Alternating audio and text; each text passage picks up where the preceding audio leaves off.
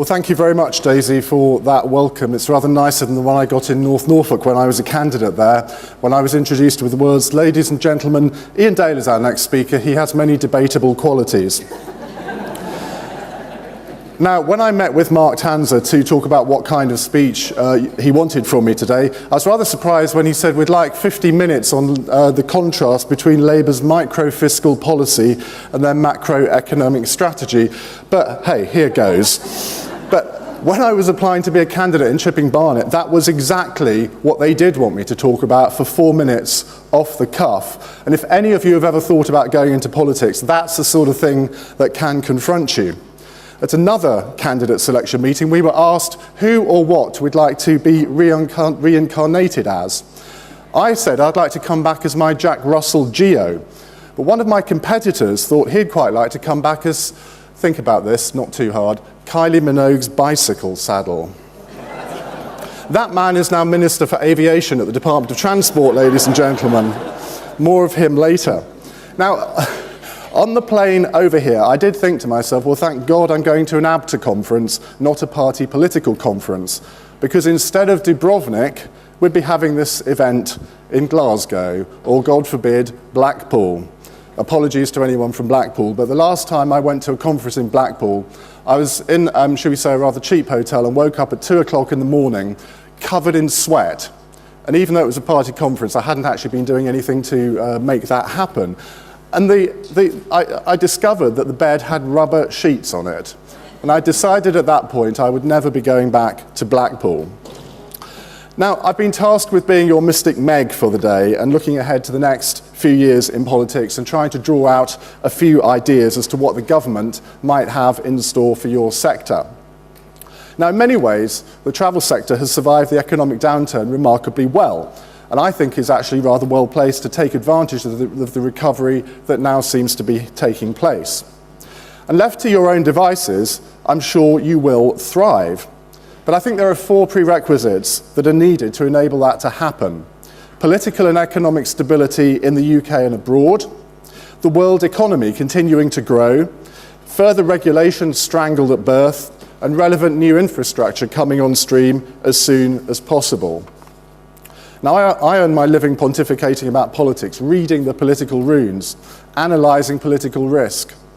But if you say to me, who's going to win the next general election, I'd be lying if I said I could give you a firm prediction. And I am the man who, while broadcasting live on election night in 2010, and having just heard the BBC exit poll, uttered the immortal phrase, "If the Lib Dems win fewer than 59 seats, I'll run down Whitehall naked."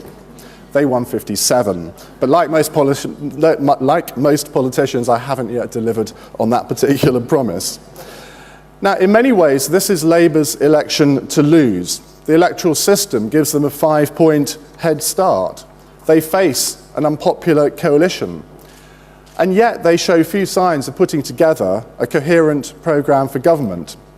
Ed Miliband has yet to prove himself as anything other than the bloke who stabbed his brother in the back. That is what most, if you say Ed Miliband to an ordinary voter, that's the first thing they think of.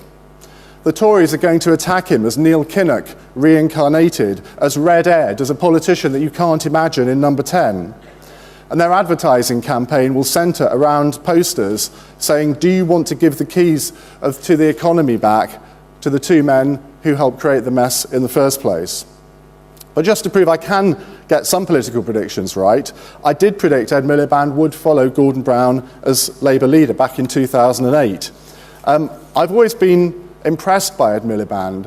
I'm always impressed by a politician who can deliver a long speech without a single note, because it is the political equivalent of walking a tightrope. You might forget to announce a major policy. You announce a policy that you hadn't intended to. You announce a policy that isn't a policy. You annoy your speechwriters because you forget to say the best line that they've written for you. And I still think Ed Miliband's price freeze on energy fell into at least one of those categories. Now, I've been involved in politics for around 30 years, I suppose. And in all that time, I've never seen such cynicism about politicians and the political process. If I asked for a show of hands in this room, I suspect a third of you might admit that you didn't actually vote at the last election, and probably won't do next time either. And yet of that third, half of you have probably voted in the X Factor or Britain's Got Talent. Oh, there's nervous laughter there. Now, why is that? Is it because you think that your vote won't count? Because all politicians are the same? Probably. Clegg, Cameron, Miliband, they all look alike. They all sound alike. They have the same education. None of them have had a real job. They've all been in politics all their adult lives. Can they really relate to the lives that real people lead? The perception is that they belong to a class of people so remote that they can't. They can't possibly understand the pressures on people's everyday lives. It may be unfair, but that is the perception. So we now have the rise of anti-politics, the rise of the single-issue pressure group, and the rise of political parties who are not seen as part of the Westminster consensus. Part of the reason why it's so difficult to predict the result of the next election is because nobody knows what effect UKIP will have on the Tory vote or indeed the Labour vote. Turnout is going to be crucial. If Tory voters stay at home in the marginal seats, Ed Miliband could win a massive majority. But if UKIP implodes and Tory voters discover a newfound love for David Cameron, who knows? The only certainty is that the Liberal Democrats will be obliterated. You might think that sounds a little unfair. Surely Lib Dems could hold on to all their seats. Well, I would say it's about as likely as the editor of the Daily Mail speaking at a Ralph Miliband memorial service. As likely as Eric Pickles saying, "Yes, I'll have a Rivita and salad with that, please." As likely as reading the Sun headline, "Anne Widdecombe in threesome with Catholic priests, shocker." Or as likely as me wrestling an anti-nuclear protester to the floor on the Brighton seafront. Oh, didn't quite work, that one, did it? That wasn't quite how I imagined my first appearance on Have I Got News for You? But does any of this matter? Does it matter to your industry who wins the next election? Well, in terms of domestic policy, possibly not. But in terms of our relationship with the European Union, it most certainly does. Now, as you know, David Cameron is committed to a referendum on EU membership in 2017, following a renegotiation of terms. Depending on how this renegotiation goes, our relations with Brussels could be paralysed for some time, with various EU commissioners looking for opportunities to exact their revenge on a perfidious Albion. But in the end, some sort of accommodation will have to be reached, because the EU is just as aware of the Eurosceptic tendencies of the British electorate, and they won't want us to leave any more than the government machine does. And of course, next year we have European parliamentary elections, in which I fully expect UKIP to come first. The question is, can they then keep up that momentum and win seats at the general election? I suspect not. Hot on the heels of those elections is the Scottish independence referendum.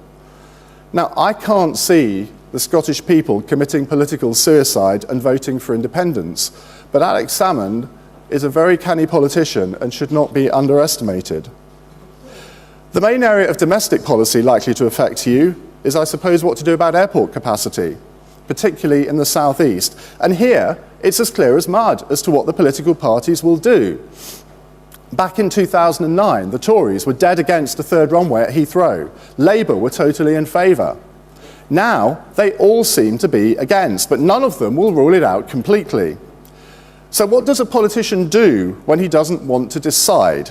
He kicks it into the long grass by appointing a commission which won't report until after the next election. And you then make sure that you get a member of the great and good like Sir Howard Davis to chair it, a man who's gently sidled his way to the top of the establishment without causing barely a ripple. His commission will publish its full recommendations for the location of a new runway in December 2015, conveniently 6 months after the election. So ask any of the leaders what they think about Boris Island or a new runway at Gatwick, and they'll all say the same thing. Oh, I wouldn't want to preempt the Davis report. This is absolutely scandalous. So we'll go into the next election not having a clue what any political party thinks about one of the most crucial areas of transport policy. And you shouldn't just be angry, you should be outraged, because from being one of the world's biggest transport hubs, this country may well become a spoke rather than maintain its hub status. We need vision, particularly in transport policy and infrastructure. We need the kind of vision displayed by the Victorians. We need the will to get things done and quickly, the will displayed by the Americans and the Chinese. Instead, all we seem to care about is implementing European directives to the letter, creating more planning laws designed to create inertia, and pandering to the NIMBY views of green-obsessed Middle England. Green belt-obsessed Middle England, I should say. So where is this vision going to come from? Cameron? Miliband? Farage? Boris? Well, at least Boris has a vision, maybe a shambolic and ramshackle one, but it is a vision.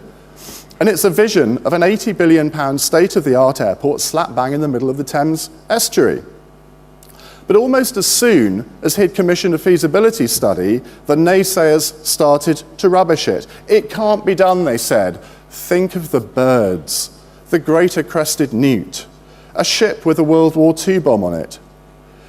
Do you think Hong Kong airport planners gave a second thought to any of these things before they built their airport? No, they got on and built it with infinitely greater challenges. Now, Boris may have many faults. He's certainly not a details man, but he is a politician that people can relate to and they like. They think he's a man of conviction, and there are a precious few of those in politics. One of the things I do is host a theatre show called A Night with Anne Widdecombe. When I did Any Questions once, Jonathan Dimbleby came to me and introduced me. He said, now this night with Anne Widdecombe, is it a whole night? I said, a gentleman never tells. Now, in an age when political hustings seem to have died and people seem to be disengaged with politics, why is it that people will pay £15 to turn out to come out and hear Anne Widdecombe speak? Well, I think it's because she's one of the few politicians of whom people say, well, I might not agree with her, but at least she believes what she says. She's one of the few politicians to have understood the power of the media. People relate to her in a way that they just don't with other politicians. And by appearing on these programmes, she thinks people will take notice of her when they see her on the news, and they might listen to her for 30 seconds instead of 3. Daisy mentioned that I used to own a bookshop in Westminster called Politicos. That was when I first met Anne Widdecombe. She came in one day, and it was about 1997, 98. And we didn't just sell books, we did sort of political novelty items. And we had a set of political knickers. They had little slogans across the front. So we had the Margaret Thatcher knickers with no, no, no across the front. We had the New Labour knickers, for the many, not the few. We had another set, things can only get wetter. I think I'll stop there. But there was the Anne Widdecombe knickers with something of the night written across the front. For the younger ones, you won't get that. She had this little contretemps with Michael Howard. Anyway, a nice little sort of black lacy pair, so I showed her these knickers. She roared with laughter, but as she was walking out of the shop, I noticed that she'd left the knickers on the counter. So I yelled out after her, Anne, you've forgotten your knickers. There can't be too many men that have said that to Anne Widdecombe. Now, I wonder whether we're now moving into a post-political era, where government ceases to be relevant to the overwhelming majority who just get on with their lives, hoping to be left alone. Because that's surely the case for most businesses. If you ask 100 business people what they want most from government, wouldn't 95% of them answer just be left alone? Leave us alone to do what we do best. We'll happily pay our taxes. We'll be responsible citizens, but stop burdening us with more bureaucracy and regulation. Now, when I stop being a publisher, when I stop being a radio host, when I retire, do you know what I intend to do? Be a tour guide. I've always wanted to do it, show rich Americans around Britain, and you'll be organising those trips, I hope, or your American equivalents. And I think there's a view out there, and I don't just mean among the general public, but also in the corridors of power, that somehow travel agents belong to a past world, a pre-internet world. Not a bit of it. Because as Graham was saying, and Mark was saying with his long tail diagram, we live in a world of niches where those with expert knowledge can make a very good living out of imparting it to others. As I see it, you're at the cutting edge of the travel industry and probably need to shout about it a little bit more. Just as we all remember that brilliant teacher we had at school, we all remember that tip from a travel agent which sent us on that holiday that we'll never forget. Because in the end, there is something that unites the travel sector and politics. And don't laugh at this, Both sectors can only survive if they satisfy their customer base. That's where the similarity ends, though. If a travel agent helps someone get a great holiday, they might get a note of thanks. No one ever thanks a politician. That's why I said earlier the Liberal Democrats will be obliterated at the next election, because Nick Clegg seems to think that the electorate will be grateful to the Lib Dems for providing a stable government and supporting policies which get the economy back on track. He's wrong. At elections, electorates never look back and say, job well done. They look forward and think, okay, what are you going to do for us over the next 5 years? And it's there that the Lib Dems have a difficulty. They can do what they did at the last election and promise to do this, that and the other in their manifesto. But after the election, they find they have to rip it up. The electorate will never forgive them for their tuition fee promise. Now, politics is the art of the possible. Politicians are there to deal with problems, whether they're on an individual level, a business level, or an international level. Of course, in the travel sector, many of the issues that you face occur on all three levels. And it seems to me there are three big issues facing you over the next few years. Increased taxation, partly in the form of the ever-rising air passenger duty. Increased costs through green levies and laws, and finally more regulation from Brussels. Air passenger duty is the only tax I can think of, apart from stamp duty, which is the equivalent of licensed robbery. No one objects to fair taxes, but this is a tax which was only levied because Ken Clarke, when he was Chancellor, needed to raise money and raise it quickly. It never was a green tax. It's a regressive tax which affects the poor far more than the rich, but it is going to be a tax that will stay. And it will only ever continue to go up unless a lot more noise is made about it. And in the current circumstances, I don't think it's realistic to think that it will be abolished. In Brussels, it's clear the travel sector will need to be on its guard against more damaging, costly regulation, both in the field of consumer rights and environmental legislation. And it's where trade associations like ABTA are more vital than ever. I worked in public affairs for a ports industry trade association in the late 1980s.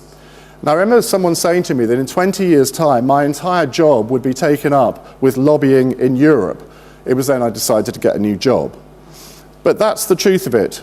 Of course, getting your message across in Westminster matters, but if you haven't got a voice in Europe, you don't count. And that's where ABTA are market leaders, protecting your interests. I talked earlier about customer service, and I also talked about the way the internet is changing our lives. And social media is changing the way we all approach customer service, especially in your sector. Twitter may be many things, but it's bringing companies closer to their customers. I got bumped off a flight to Glasgow a few weeks ago. I was heading up to the Lib Dem conference, The Glamorous Life I Lead, and I expressed my frustration and anger on Twitter at this turn of events. Within a very short time, BA's Twitter feed had picked up what happened, got in touch, did all they could do to dampen it down, and actually sorted out what for them could have been a bit of an embarrassing situation. A couple of years ago, I got a £5,000 mobile phone bill from Vodafone. Crikey, I tweeted, how did that happen? Well, 10 minutes later, Vodafone tweeted me, promised to look into it, and they sorted it out. I then tweeted my thanks, and Vodafone got some good publicity out of it from my 40,000 followers. Now, some people regard Twitter as a threat rather than an opportunity. They're nervous about it, and I can understand that. So are politicians. But we do have to view these phenomena as opportunities. Reputationally, they can help your business and also aid you in seeing off threats to your business too. David Cameron once explained his absence from Twitter by maintaining that too many tweets make a twat. Well, even he has succumbed now, and you can insert your own joke there. And if you and your business haven't, why on earth not? Because it is something that can help you get extra business and build loyalty. The great thing about Facebook, Twitter, YouTube, blogs is that they cost no money or very little money to use or exploit. All your target groups use them. 90% of you probably use them. Now, secondly, remember what Margaret Thatcher said about Lord Young. Norman Fowler's here somewhere, he will remember this. David doesn't bring me problems, he brings me solutions. Think about that the next time you want something from a politician or from the government. Too often, lobby groups go to government with a problem, expecting them to provide a solution. The successful lobby groups and sectors are those that go to government saying, well, here's the problem, we recognise your political dilemma, but here's a solution we think you can find politically acceptable. If you're offering a solution which isn't politically acceptable, no amount of logical argument works. At that stage, it's all down to emotional blackmail. And the only lobby campaign I can remember in recent years to succeed through that is Joanna Lumley and the Gurkhas, and we can't all have Joanna Lumley on our side. There are millions of people who travel for pleasure or work every day. Huge numbers of people are employed in the sector. I have no idea how many people rely on their employment for the travel sector, but it must be hundreds of thousands, if not several million. They're all stakeholders and all potential allies in helping decision makers get it. So next time they put up air passenger duty, you can mobilise your army of stakeholders. And in the end, that's what makes the difference between success and failure, mobilising supporters because they have loyalty to your sector. Now,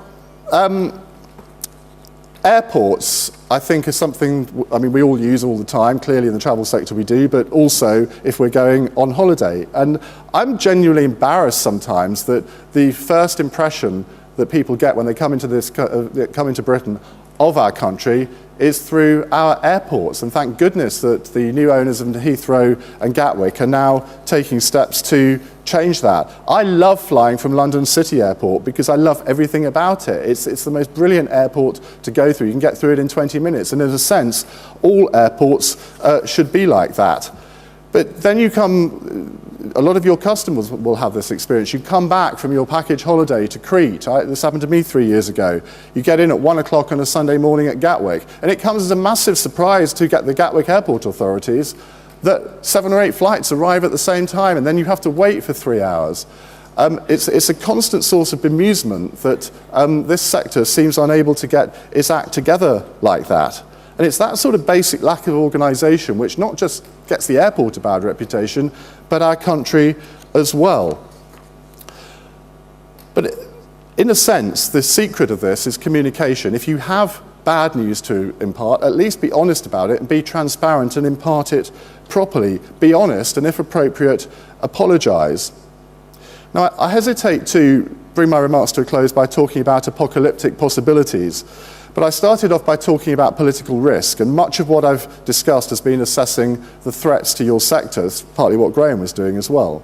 There are two which I haven't mentioned, and I won't dwell on them here too much because we may come on to them in the Q&A later. But we have to mention the ever-present threat of terrorism and the ongoing economic threat in the form of a Eurozone collapse, or maybe the world sinking back into recession. I've always believed that at some point the Eurozone probably would collapse, and I remain of that view. Currencies built on whims of political union have rarely survived. Had it not been for the munificence of the German taxpayer, it would have collapsed last year or the year before. It could still happen, and in my view probably will do sooner rather than later. The consequences of that, not just for the UK economy, but for the world economy, are almost unfathomable. I also expect the threat of terrorism to multiply in the next 10 years. It will affect our country, most other European countries, the United States, Africa, Asia, in short, everywhere. There will be more Kenyas, many more. Homegrown British terrorism will increase. I was on air on my radio show 45 minutes after the Woolwich terrorism incident happened. That's when you earn your broadcasting spurs, when you start your programme with an emotional phone call from an eyewitness who was 3 meters away when Lee Rigby was stabbed repeatedly. When you suddenly realise the eyewitness you're talking to is in shock and about to break down live on air. When you spend the next 3 hours not knowing who you're going to talk to next, what you're going to be reporting on. Another eyewitness, a terrorism expert, the Home Secretary, or Denise in Barking who just wants to have her say. When you see on your Sky News screen the eyewitness interview you've just done being played out, when you know the whole of London is relying on you to keep them informed and not go over the top with your reaction or suspicion as to who's committed this act of terror or why. Well, that's live radio. It's why I do what I do, 4 to 8 p.m. weekdays, by the way, ladies and gentlemen. But this sort of incident and the major terror attacks are here to stay and represent an ever-present threat to everyone in your sector? How do you persuade that it is people that it's safe to go to Kenya or to Lagos or even Washington? In the end, I suppose you, me, politicians, we're all in the business of public reassurance to a certain extent. Now, we live in a world of celebrity where being famous is the predominant aspiration for our X-Factor obsessed youth. Politics is no different. Perhaps we ought to have more celebrities in politics, people who find it easier to attract the attention of the media. Let me finish with an anecdote to illustrate the point. I was at a dinner some time ago when I was sitting next to Norman Tebbit. The speaker was rabbiting on about how the Conservatives need to attract more celebrity support. People like Johnny Wilkinson, said the speaker. Norman Tebbit leaned over to me and whispered in my ear, well, at least he knows how to kick balls. Thank you.